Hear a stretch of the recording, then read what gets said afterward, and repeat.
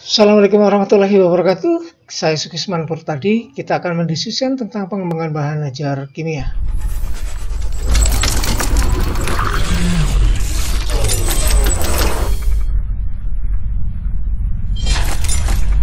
Kali ini kita akan mendiskusikan tentang penilaian bahan ajar. Dalam hal ini kita akan mendiskusikan lebih khusus pada modul, yaitu bentuk bahan ajar yang dipilih oleh Anda di dalam mata kuliah pengembangan bahan ajar kimia ini. Yang pertama, sebelum kita lebih jauh tentang penilaian bahan ajar itu sendiri, kita akan mendiskusikan mengapa sih kita perlu untuk mengetahui bagaimana bahan ajar yang akan kita kembangkan itu akan dinilai. Mungkin Anda sudah sangat hafal dengan karakteristik kita saat melakukan sesuatu, saat mengerjakan sesuatu, saat melakukan aktivitas itu lebih cenderung pada bagaimana aktivitas itu atau produk dari aktivitas itu akan dinilai. Bagaimana tanggapan orang. Seperti itu.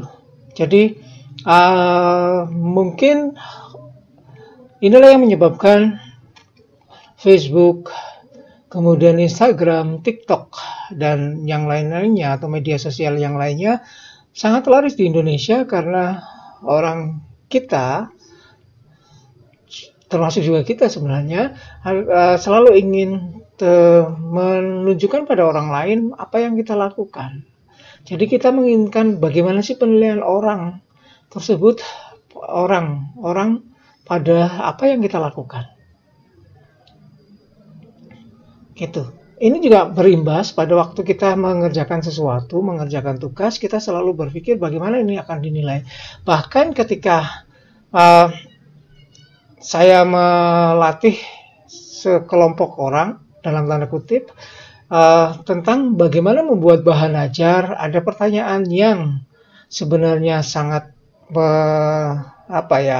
dalam tanda kutip tidak terlalu sopan, tetapi justru pertanyaan itu selalu muncul di dalam diri kita ketika kita mengerjakan sesuatu. Pertanyaannya adalah, Pak, siapa yang akan menilai bahan ajar ini? Itu artinya bahwa kita mengerjakan sesuatu tergantung pada bagaimana sesuatu itu akan dinilai.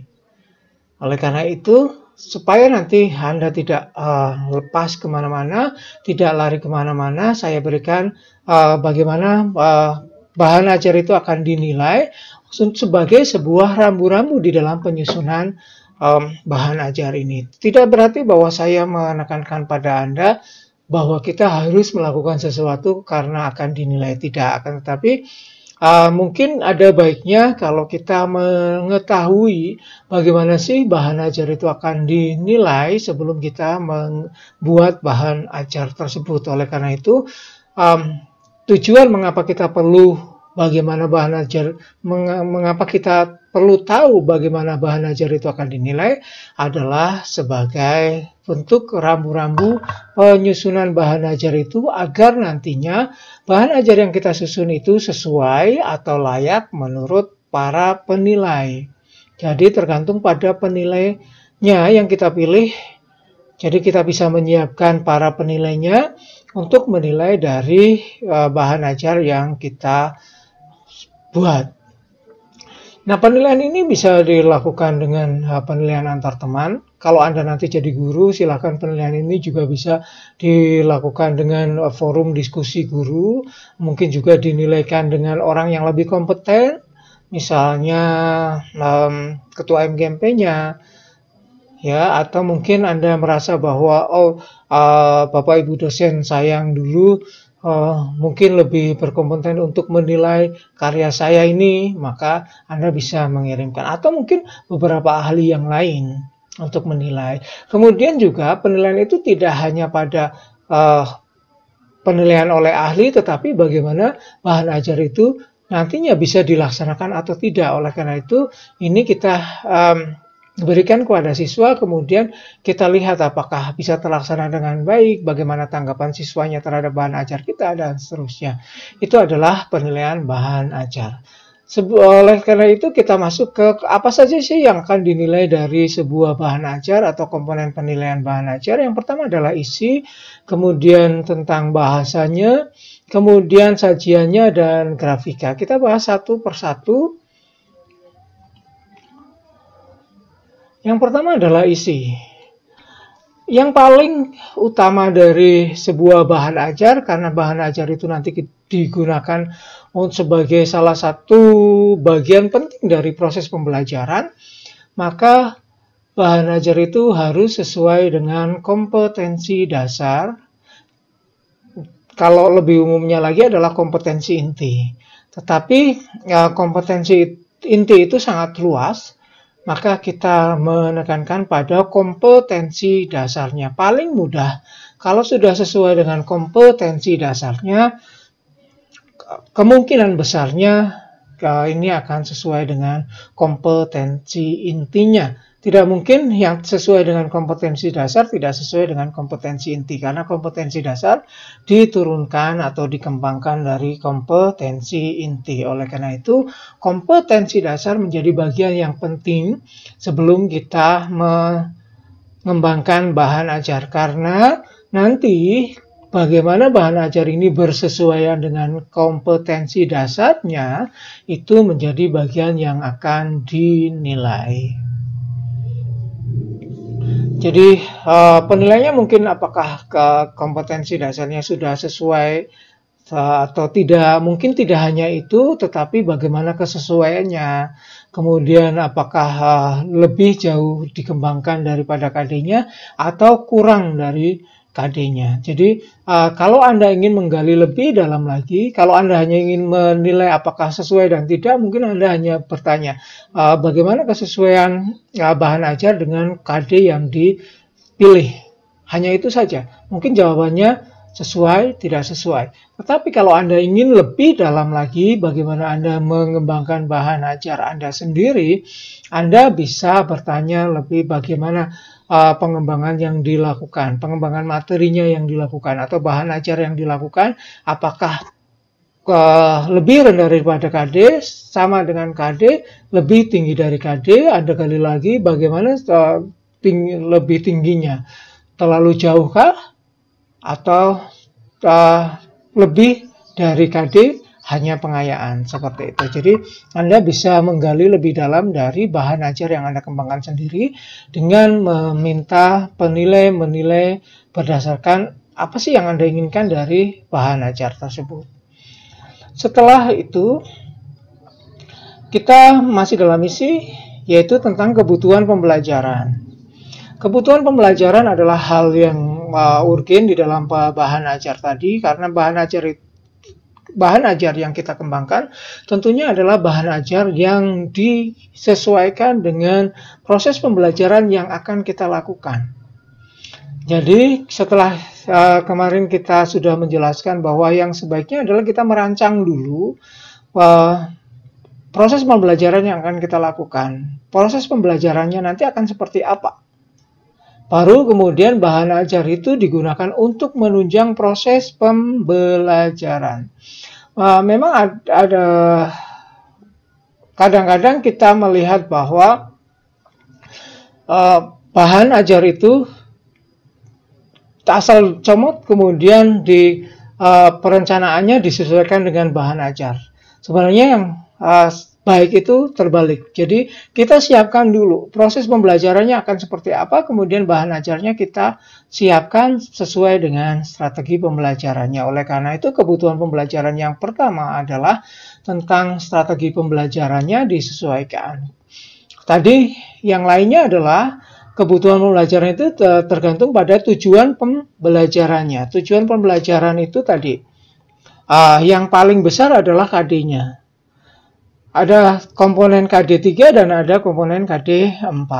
Ada komponen pengetahuan dan ada keterampilan. Kalau Anda ingin menambahkan dengan komponen sikap, itu akan lebih baik. Tetapi itu semua harus sudah terencana di dalam proses pembelajaran yang Anda rencanakan. Jadi itu adalah bagaimana kita meninjau bahan ajar yang kita kembangkan disesuaikan dengan kebutuhan pembelajaran. Yang lainnya lagi adalah kebutuhan pembelajaran tergantung juga pada siswanya. Apakah ini sudah sesuai dengan tingkatan siswanya atau tidak? Mungkin kalau kimia itu kalau di tingkatan SMA ke bawah, kimia baru muncul yang benar-benar muncul ya, itu di SMA. Jadi kadang-kadang kita tidak terlalu banyak tidak terlalu banyak tumpang tindih dengan materi-materi yang mungkin kita berikan di tingkat SD atau di SMP karena di sana tidak ada kimia. Tetapi justru yang menjadi perhatian kita adalah kadang-kadang bahan ajar itu yang diberikan itu justru materinya setingkat S1 gitu. Jadi ini tidak bersesuaian dengan kebutuhan belajar si siswa. Jadi itu juga harus diperhatikan berkaitan dengan isi. Kemudian tentang materinya, materi pembelajaran ini yang sudah saya sampaikan tadi, bahwa materi pembelajaran juga karena kesesuaian dengan KD tadi, kemudian kesesuaian dengan kebutuhan pembelajaran, maka materi juga harus disesuaikan. Apakah materinya terlalu melebar, ataukah justru kurang. Jadi setelah kita menetapkan KD, kita harus meneliti dari KD itu, kita harus menganalisis ya, dari KD itu kita akan mengembangkan ke materi apa saja. Oleh karena itu, ada beberapa hal yang harus dilakukan sebelum kita menyusun bahan ajar. Yang pertama adalah rancang dulu proses pembelajaran yang akan Anda berikan seperti apa. Itu kesesuaian dengan yang tadi. Kesesuaian dengan kebutuhan pembelajaran. Rancangannya seperti apa? Tentunya rancangan ini disesuaikan dengan KD yang tadi tujuannya. Kemudian dari situ Anda akan mengembangkan materinya akan sampai mana. Gitu. Kita lihat apakah materinya itu memang harus sangat dalam atau cukup dalam saja atau materi yang pada bagian permukaan saja. Karena Anda sendiri yang tahu sampai seberapa jauh siswa itu akan menangkap materi yang kita berikan. Kemudian selain dari kontennya, konten itu tidak hanya pengetahuan tetapi juga keterampilan. Selain konten, kita juga harus memperhatikan beberapa hal saat kita menyusun bahan ajar dari bagian isi, bahwa kita juga menyelipkan atau harus memperhatikan beberapa kemungkinan ini atau hal-hal yang perlu diperhatikan. Yang pertama adalah etika, yaitu tentang baik etika penulisan, kemudian juga etika apa yang kita sampaikan bersesuaian dengan etika yang berkembang di masyarakat, kemudian bagaimana dengan moral yang kita berikan dan nilai-nilai sosialnya. Pada tahun-tahun belakangan ini berkaitan dengan HAM, ras, kemudian apalagi gender dan sebagainya itu sangat diperhatikan. Oleh karena itu, jangan sampai waktu kita mengembangkan bahan ajar di dalamnya terlalu memberikan bias gender misalnya, menyertakan sara dan yang lain-lainnya. Kita harus memperhatikan hal-hal yang seperti itu. Komponen berikutnya adalah kebahasaan. Kita tidak lepas dari komponen ini karena meskipun kita bukan orang bahasa, kadang-kadang kita berkira bahwa karena kita orang bahasa, mungkin bahasa kita salah-salah. Tetapi sebenarnya bahasa adalah bagian dari bagaimana kita berlogika. Saat Anda menggunakan bahasa yang baik dan benar, bukan selalu baku dan kaku. Jadi bahasa yang digunakan adalah baik dan benar. Saat Anda menggunakan bahasa yang baik dan benar, maka logika penyampaian itu sebenarnya akan lebih mudah diterima daripada bahasa yang tidak logis. Jadi urutannya tidak memenuhi logika kebahasaan.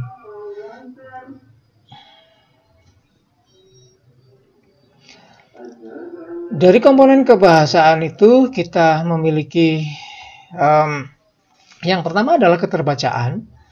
Keterbacaan di sini adalah termasuk juga bagian dari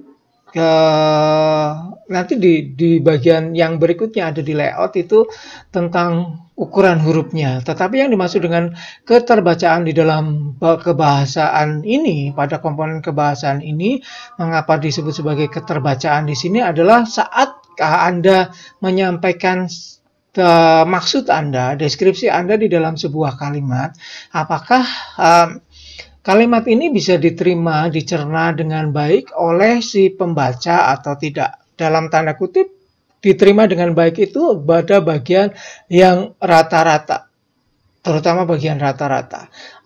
Jadi kita tidak bisa mungkin memberikan kebahasaan yang bisa diterima oleh semua orang, karena bagaimana orang bisa menerima bahasa orang lain itu juga tergantung dari banyak hal. Itu termasuk dari diri mereka sendiri dan dari bagaimana habitnya mereka untuk menerima penjelasan dari orang lain.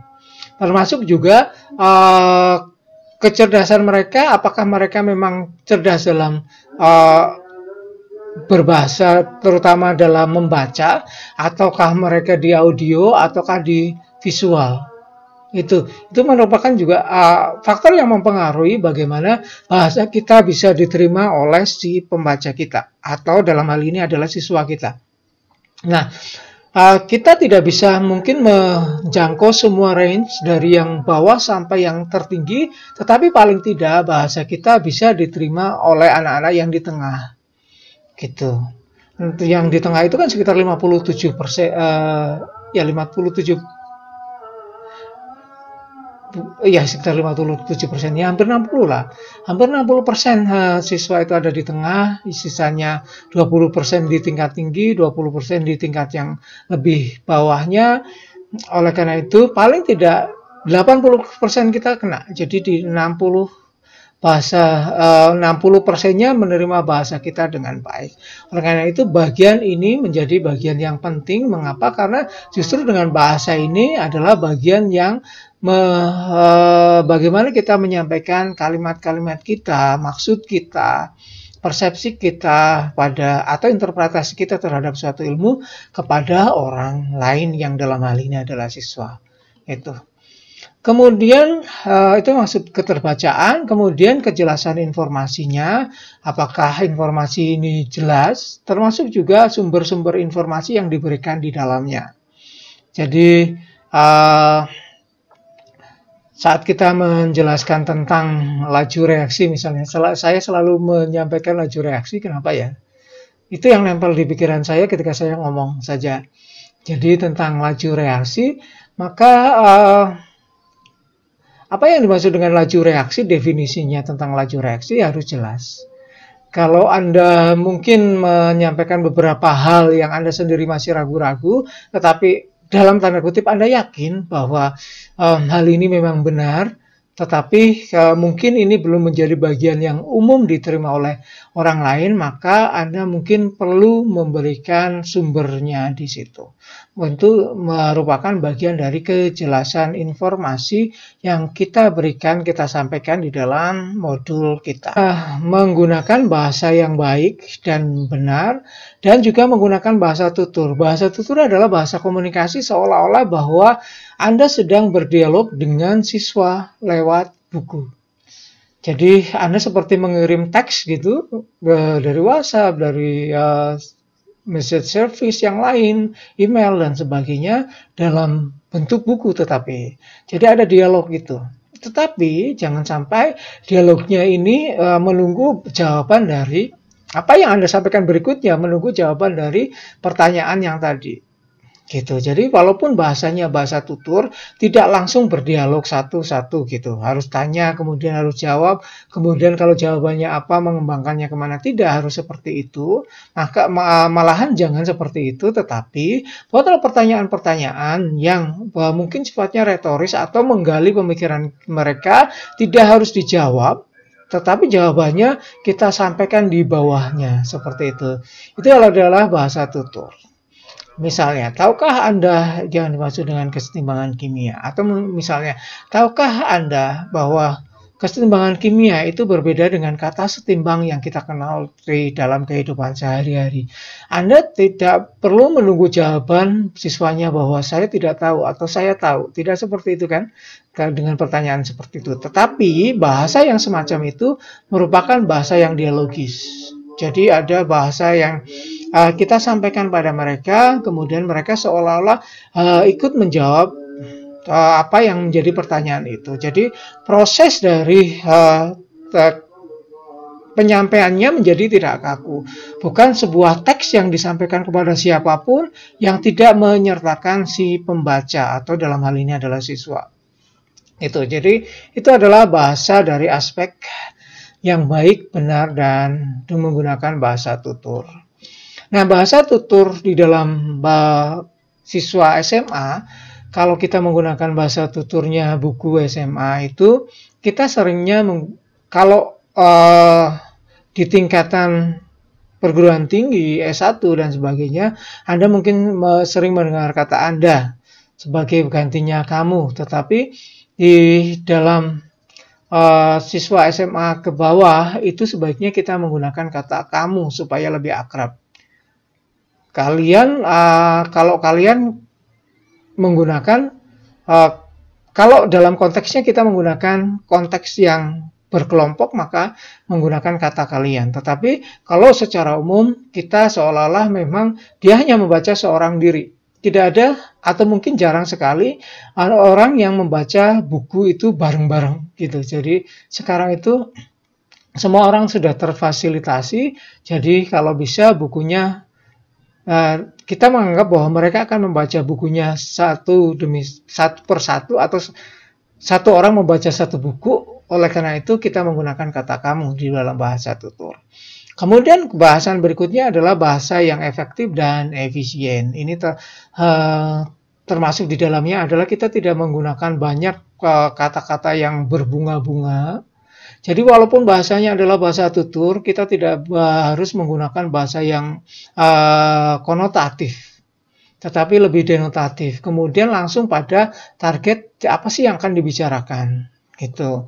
Jadi tidak harus muter-muter ke banyak hal dulu, gitu. Menjadi bahasa yang tidak efektif karena siswanya menjadi tidak langsung menangkap apa sih yang diinginkan dari kalimat ini, gitu. Seperti itu yang dimaksud dengan bahasa yang efektif dan efisien.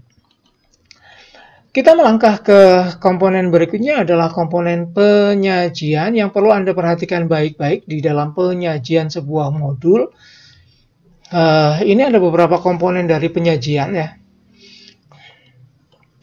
Atau komponen, maka kita berbicara tentang komponen modul.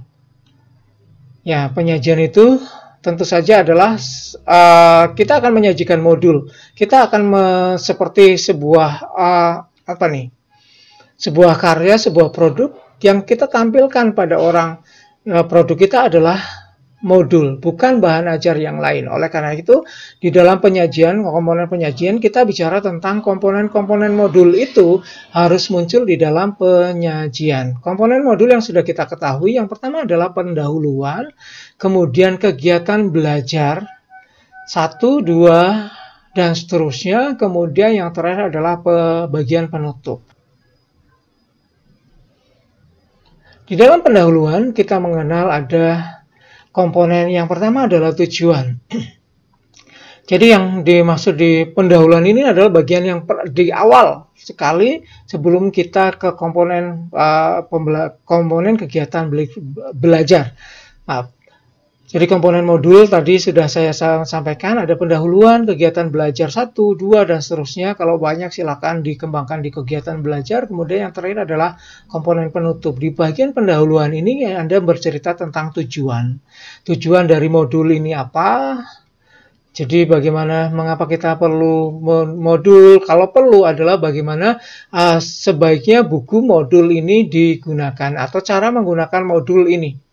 Anda bisa bercerita tentang bagaimana modul itu disusun dan bagaimana modul itu nantinya hendaknya digunakan. Itu munculnya di bagian pendahuluan ini. Kemudian informasi tentang pelajaran dan orientasi. Jadi bagaimana mereka nantinya akan belajar dengan menggunakan modul. Ingat ya, jadi di bagian pendahuluan saya ulangi, ada tujuan dari pembelajaran dengan modul itu, jadi tujuan pembuatan modul itu, kemudian pengenalan topik, jadi ada berapa kegiatan belajar yang muncul di dalam modul ini nantinya. Jadi topik-topik itu nanti ada apa saja. Kemudian kalau bisa tuliskan struktur modulnya. Jadi dari topik A ke topik B, mengapa harus topik C dan sebagainya. Mungkin topik B dan C pada strukturnya pada tataran atau level yang sama. Di bawahnya A, atau mungkin A dan B sama, kemudian C dan D di bawahnya, dan seterusnya seperti itu. Jadi kegiatan atau topik-topiknya Anda ceritakan struktur dari modul tersebut, gitu. Dan kemudian bagaimana informasi pembelajaran, mungkin kalau Anda bercerita tentang persiapan ke kegiatan sebelum pembelajaran dimulai, atau hal-hal yang perlu dipersiapkan setelah mereka mengikuti pelajaran, dan seterusnya. Itu di bagian pendahuluan. Kemudian di bagian ya ini adalah contoh. Ini adalah contoh saya ambil dari modul UT. Saya screenkan untuk Anda, screenshot. Ini bukan screenshot ya, screen aja. Jadi difotokan tentang, ini adalah bagian pendahuluannya. Jadi misalnya modul tentang, Anda mungkin berbicara tentang kesetimbangan kimia, maka tulisi modul. Kalau Anda hanya mengembangkan satu, Anda tulis saja, karena ini adalah, kalau di sini adalah ini modul ini adalah bagian dari mata kuliah, satu mata kuliah tersendiri, dan modul satunya adalah berkaitan dengan ini. Kalau Anda hanya mengembangkan satu pokok bahasan, tulis saja modul tentang pokok bahasan yang Anda kembangkan, misalnya modul asam basa. Kemudian pendahuluannya, Anda bisa bercerita tentang bagaimana sih, apa yang menjadi tujuan dari Anda menyusun modul, bagaimana sebaiknya belajar dengan modul dan sebagainya. Kemudian kegiatan pembelajaran yang seperti ini, ya, kegiatan pembelajaran yang ini adalah kegiatan belajar 1, kemudian ini kegiatan belajar 2-nya tentang apa. Anda tidak harus menceritakan detail isi dari kegiatan belajar 1 itu apa, tetapi Anda bisa bercerita tentang apa sih yang ada di dalam kegiatan belajar 1 itu intinya, dan mungkin maknanya bagi proses pembelajarannya. Itu adalah penyajian dari pendahuluan. Itu contoh diisi ya. Kemudian kegiatan belajar itu terdiri dari hal-hal seperti ini. Yang pertama adalah tujuan. Tujuan ini di sini sesuai dengan RPP yang Anda kembangkan. Untuk pertemuan yang pertama, untuk KB yang pertama. Jadi kalau KB pertama, silakan Anda kembangkan untuk pertemuan pertama. Jadi Anda sudah menyusun tujuan pembelajaran banyak, kemudian Anda pilah-pilah menjadi mana yang akan disampaikan di pertemuan pertama, kedua, dan ketiga. Itu ya, di minggu kemarin Anda sudah diminta untuk itu. Nah, di sini Anda tempelkan tujuan pembelajaran untuk pertemuan pertama itu apa, kemudian materi pokoknya apa saja. Ini adalah poin per poin. Materi pokoknya adalah poin per poin. Kemudian Anda berikan pretest. Pretest ini tujuannya adalah, lihat Anda di bagian sini ada post test ya, di bagian di sini ada pretest, kemudian di sini ada post test. Nah, ini ada post test, ini ada pretest. Tujuannya adalah apa? Untuk melihat apakah ada kenaikan atau ada perubahan, ada progreskah dari sebelum dan sesudah mereka belajar modul. Oleh karena itu, Anda menyampaikan pretest itu sebelum mereka mengerjakan modul. Komponen pretest ini menjadi bagian yang penting, apalagi kalau modul ini nantinya digunakan untuk sumber belajar mandiri, ya. Jadi kalau mereka menggunakan modul ini sebagai sumber belajar mandiri, maka komponen pretest yang di sini dan komponen post-test yang di sini menjadi bagian yang penting dari modul Anda. Itu ya. Dan di dalam tugas nanti Anda mengembangkan bahan ajar, Anda diminta untuk menempatkan pretest dan menempatkan post-test. Yang menjadi pertanyaan, apakah pretest dan posttest sama? Tidak harus sama. Tidak harus sama. Jadi, akan tetapi kita bisa melihat, kalau mereka mengerjakan pretest dan posttest, kita bisa melihat bagaimana progres yang sudah mereka dapatkan. Itu. Jadi kalau di awalnya mungkin kita bertanya tentang pengetahuan-pengetahuan awal apa saja yang bisa digunakan untuk mempelajari materi ini, uraian materi yang kita berikan nanti. Nanti selanjutnya kita akan di bagian post-testnya kita bertanya tentang uraian materi ini. Ini tidak apa-apa. Ya, jadi pretest dan posttest tidak harus sama, tetapi kita bisa melihat progres dari mereka. Oke, itu bagian pretest dan pretest dan posttest, bukan pretest dan protest. Berikutnya adalah uraian dari materi sesuai dengan strategi.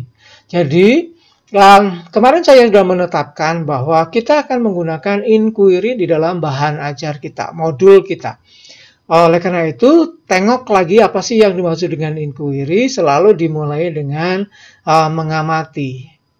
Karena mengamati itu pada bagian sebelum bertanya. Oleh karena itu, di awal dari penjelasan, di awal dari uraian materi setelah post-test, Anda memberikan suatu kasus untuk bisa diamati. Nah, Anda bisa menyertakan link video atau tautan video ke sini. Anda bisa membuat video Anda sendiri, kemudian berikan tautannya di sini, tidak apa-apa. Atau Anda bisa membuat deskripsi dari si kasus yang akan dikembangkan, dimunculkan masalahnya. Gitu ya. Jadi uraian materinya harus urutannya seperti itu, dari mulai kasusnya, kemudian pertanyaan dari kasus itu, kemudian Anda mengajak siswa untuk menggali lebih dalam. Bisa menggunakan laboratorium, bisa menggunakan pengkajian, menggunakan materi-materi yang kita berikan. Jadi siswa diberikan materi-materi yang nantinya bisa mereka gunakan untuk menjawab pertanyaan tadi. Gitu. Kemudian mereka menganalisis dari materi-materi yang sudah diberikan, atau dengan menggunakan data laboratorium. Anda bisa pilih satu atau dua-duanya Anda boleh menggunakan. Ya, jadi bisa menggunakan laboratorium sekali lagi, bisa juga bisa menggunakan kegiatan laboratorium di dalam prosesnya, atau Anda bisa melakukan kajian materi dan menyampaikan materi itu pada siswa secara runtut, pelan, dan bisa diterima oleh siswa dengan baik, dan nantinya digunakan untuk menganalisis atau menjawab pertanyaan yang disampaikan di awal tadi. Gitu. Kemudian setelah itu mereka menyampaikan hasilnya. Jadi apa sih yang bisa disimpulkan dari situ? Jadi modul ini bisa menceritakan tentang apa sih yang diinginkan dari pertanyaan tadi, tetapi tidak harus menyampaikan jawaban dari pertanyaan itu. Ini yang sulit ya. Jadi kita mendeskripsikan tentang sebenarnya jawaban yang diinginkan seperti ini. Gitu, tetapi tidak langsung. Jadi misalnya laju reaksi adalah ini. Jadi laju reaksi berkurangnya konsentrasi reaktan misalnya, seperti itu. Setiap satu satuan waktu, tidak harus seperti itu, tapi Anda mendeskripsikan lebih banyak, lebih jauh, sampai mereka bisa mengenali, oh ternyata yang dimaksud dengan laju reaksi adalah ini. Itu di bagian uraian materi, setelah itu mereka diberi post-test. Ini juga sama kalau Anda menyajikan di KB2-nya, sama dan seterusnya seperti itu, berulang ya. Kalau Anda mungkin ada beberapa pertemuan, silahkan dikembangkan berapa kegiatan belajar yang akan Anda berikan. Dan diakhiri dengan tugas mandiri. Ya, tadi belum ada tugas mandirinya tadi. Kalau Anda merasa bahwa tidak ada tugas mandiri di sini, Anda sudah cukup pakai post-test, silahkan, tetapi akan lebih baik kalau dikembangkan juga tugas mandiri untuk setiap KB, tidak harus. Kemudian contohnya adalah seperti ini. Ini adalah kegiatan belajar 1, kemudian judulnya adalah simetri molekul. Jadi kalau Anda mungkin, sekali lagi biar urut saja laju reaksi gitu ya, di kegiatan belajar 1, mendefinisikan laju reaksi. Nah, Anda bercerita tentang pendahuluannya seperti itu.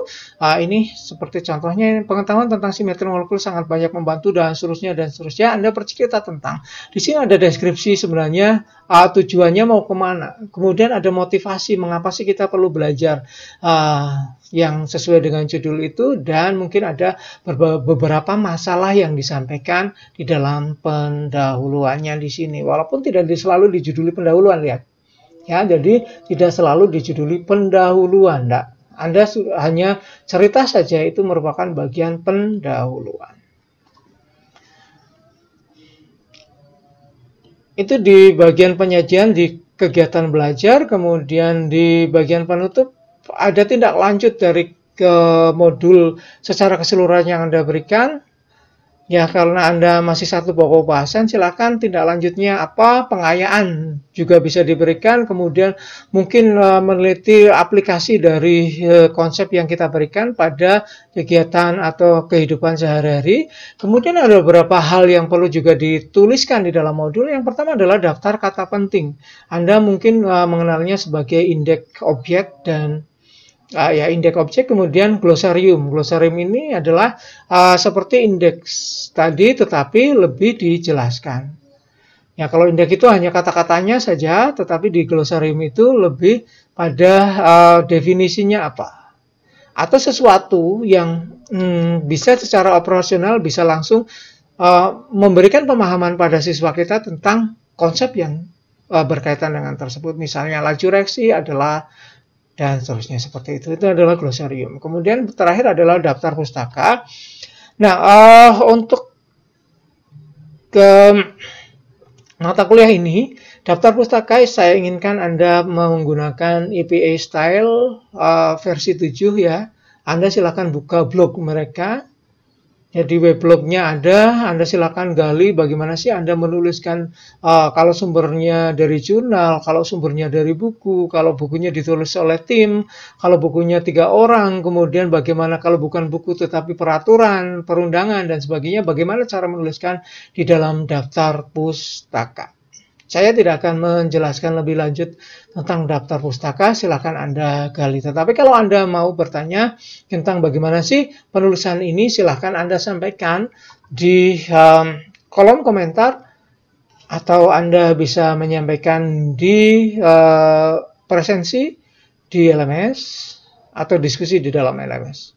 Atau mungkin Anda bisa tag saya lewat WhatsApp. Kemudian terakhir adalah kunci tes secara mandiri. Kunci tes mandirinya silakan diberikan. Karena kenapa kunci tes di mandiri itu diberikan? Untuk karena modul itu akan mereka gunakan secara mandiri. Siswa akan menggunakan modul ini secara mandiri. Oleh karena itu mereka perlu tahu apakah progres mereka sudah tercapai atau belum. Apakah target mereka sudah tercapai atau belum? Apakah mereka sudah melewati progres yang benar atau tidak? Gitu. Oleh karena itu kuncinya diberikan. Bukan berarti bahwa mereka boleh melihat kuncinya sebelum mereka mengerjakan tugasnya. Masih di komponen penyajian, yang berikutnya adalah kelengkapan informasi. Jadi kelengkapan informasi ini termasuk juga di dalamnya tentang data-data yang diberikan, kemudian termasuk juga bagaimana kita memberikan citasi, kemudian apalagi. Ini adalah kelengkapan informasi. Ingat bahwa informasi yang diberikan ke siswa kita berupa fakta, bukan sebuah opini ya. Jadi bukan opini yang diberikan pada siswa kita. Kemudian komponen penyajian berikutnya adalah konsistensi. Orang akan melihat bahwa modul ini dikembangkan dengan struktur yang baik, well structured, kalau konsistensi dari per bagian dari kegiatan belajar yang kita sampaikan itu sangat baik. Kalau misalnya di dalam KB1 itu ada fitur, misalnya Anda memberikan fitur tentang tokoh gitu, mungkin di KB2-nya ada. Atau mungkin silakan diskusikan di dalam kelas apakah fitur-fitur apa saja yang mungkin bisa disampaikan di dalam modul supaya kita memberikan modul yang sama gitu. Nah, kreativitasnya nanti silakan Anda kembangkan sendiri, tetapi fitur-fiturnya mungkin bisa Anda diskusikan. Fitur apa saja sih yang akan ditampilkan selain komponen wajib dari modul. Gitu, misalnya ada kuis berupa TTS, ada gambar, kemudian apalagi cerita tentang penerapan di dalam kehidupan sehari-hari, di dalam industri, dan mungkin beberapa hal yang bisa dikaitkan dengan pengetahuan kimia atau keterampilan kimia yang menjadi konten dari modul Anda. Itu bagian konsistensi, bagian penyajian, kemudian yang terakhir adalah kegrafikaan. Grafika ini pada intinya adalah bagaimana modul kita nanti tampil terlihat oleh mata kita. Pada bagian kegrafikaan yang pertama adalah font atau jenis huruf, bentuk huruf, ukuran, dan macam-macam huruf. Untuk modul itu biasanya digunakan tidak lebih dari 3 macam huruf. Jadi Anda boleh menggunakan satu macam huruf saja, misalnya pakai Times New Roman, atau mungkin Anda pakai yang serif, serif yang lainnya, misalnya pakai Arial dan sebagainya, silakan, tetapi Anda hanya diperkenankan untuk menggunakan 3 macam font. Gitu. Jadi macamnya dulu. Macamnya 3 macam. Kemudian ukurannya kalau bisa lebih dari, kalau Anda mungkin akan mengecilkan fontnya, ukuran fontnya misalnya pada bagian captionnya gambar atau tabel itu kan mungkin tidak harus sama besarnya dengan bagian teks. Anda kecilkan, lebih kecil dari body teksnya, Anda bisa mengecilkan, tapi maksimal kecilnya 2 tingkat, 2 poin dari body teksnya. Jadi kalau Times New Roman 12 poin misalnya, kita pakai yang di captionnya pakai 10 gitu. Jadi ukuran 10 Times New Roman-nya, misalnya seperti itu. Dan berapa maksimal ukurannya, silahkan Anda gunakan ukuran berapapun untuk yang ke atasnya, asal tidak berlebihan. Jadi masih oke untuk dilihat di layout dari buku Anda atau modul Anda. Itu. Kemudian variasinya, jangan menggunakan ragam hias terlalu berlebihan, kecuali mungkin pada fitur-fitur tertentu yang memang membutuhkan hiasan. Gitu. Jadi kalau teks yang panjang, jangan menggunakan font dengan ragam hias. Anda sudah sangat tahu, tetapi hanya saya mengingatkan, kalau mungkin Anda ingin menggunakan ragam hias, mungkin hanya di judul misalnya. Pada kegiatan belajar satu Anda, mungkin biar tidak kaku Anda pakai ragam yang hias, mungkin boleh seperti itu. Mungkin ada latihan soal gitu, Anda pakai font yang seperti typewriter, kemudian apa lagi, atau mungkin tulis tangan gitu, handwriting-nya gitu, seperti itu. Jadi Anda boleh menggunakan font yang model-model seperti itu, tetapi untuk bagian yang memang perlu didekorasi. Tetapi kalau tidak, gunakan yang bisa dibaca dengan baik. Dan jangan gunakan font yang terlalu besar. Sebesar apa sih font yang disebut sebagai terlalu besar? Anda akan bisa melihat sendiri, silakan di layout. Kemudian kalau misalnya pakai 90 mungkin terlalu gede. Pada font-font tertentu 90 itu tidak terlalu gede. Jadi silahkan dicek kalau bagian fontnya sudah terlalu banyak dan menyita ruang di dalam halaman Anda, itu berarti sudah tidak efektif.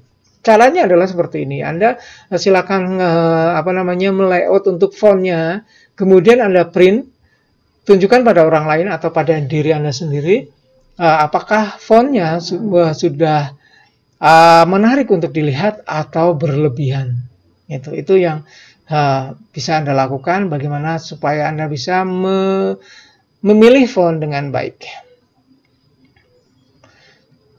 Kemudian kegrafikaan berikutnya adalah tata letak atau layout. Untuk tata letak atau layout nanti akan saya berikan. Tadi yang saya contohkan di atas tadi, modul-modul yang saya contohkan di atas tadi adalah modul-modul untuk mahasiswa. Jadi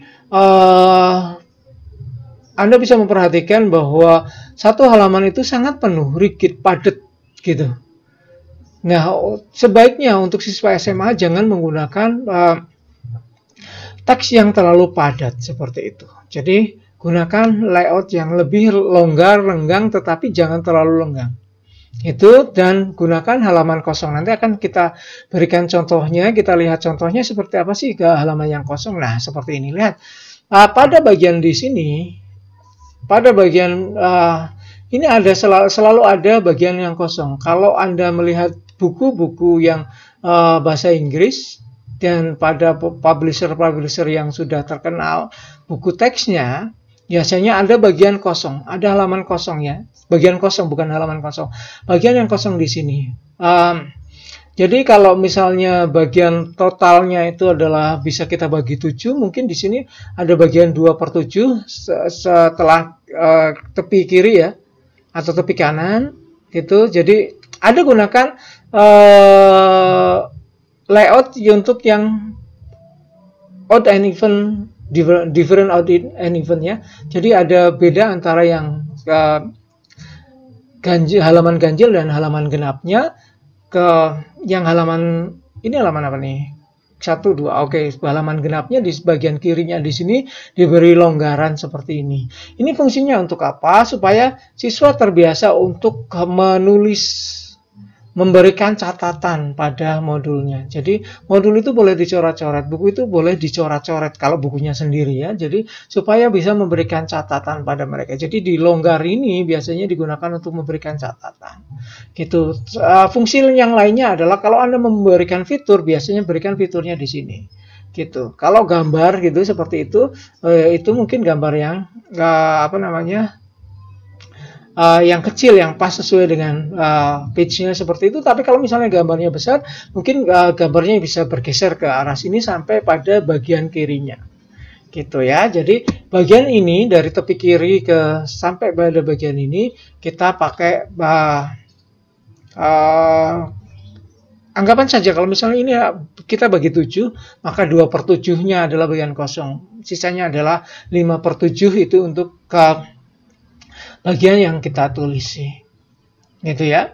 Itu tentang bagaimana sih kita melayout yang bisa dipandang oleh mata lebih enak bukunya. Jadi bukan buku yang padat.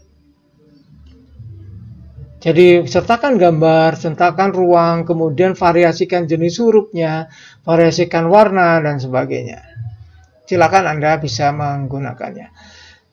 Oke, komponen kegrafikan berikutnya adalah ilustrasi. Gunakan ilustrasi apapun, tapi ingat kalau Anda mengambil dari sumber-sumber lain, sertakan sumbernya.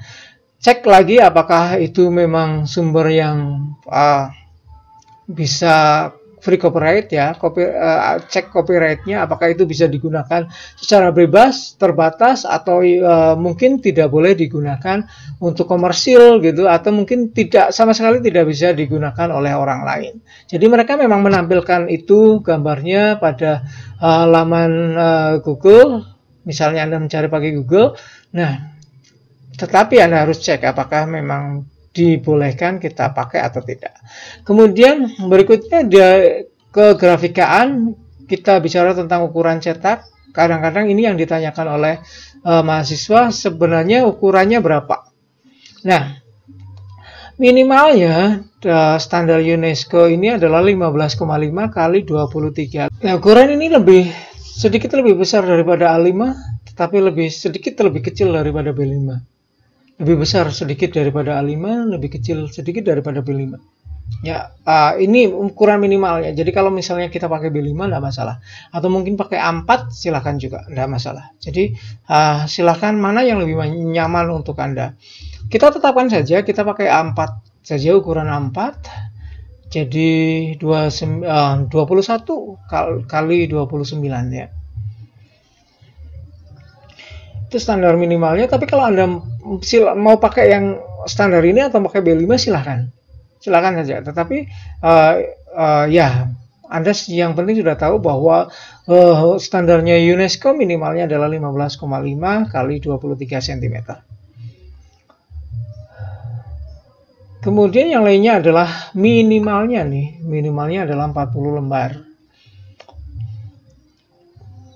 Ya, Anda siap ya. 40 lembar itu sedikit karena nanti Anda akan bercerita banyak tentang kegiatan belajar yang harus dilalui, aktivitas pembelajaran yang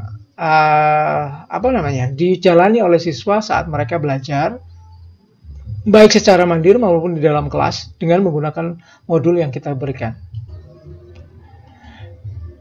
Itu adalah komponen kegrafikan yang terakhir, dan itu adalah akhir dari diskusi kita tentang penilaian bahan ajar atau modul di pengembangan bahan ajar. Terima kasih atas perhatian Anda. Selamat belajar, selamat bekerja. Assalamualaikum warahmatullahi wabarakatuh.